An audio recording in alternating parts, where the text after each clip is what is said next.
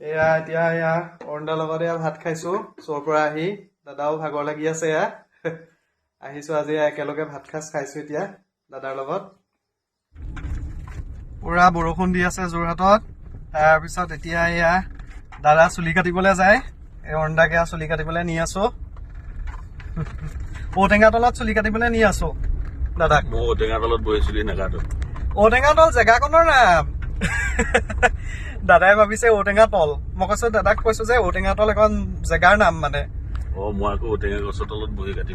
নহয় বলক এতিয়া আমি গৈ থাকো চুলি কাটিবলৈ বৰষুণ দি আছে আজি শ্ব' কি হয় সেইটো আজি শ্ব' হবনে দাদা কেলে নহব হব ন আমি বৰষুণ দিলেও আহিমেই শ্ব' চাবলৈ আহিলে হ'ব ধুমুহা হওক গাজনি হওক শ্ব' চাবলৈ আহিমেই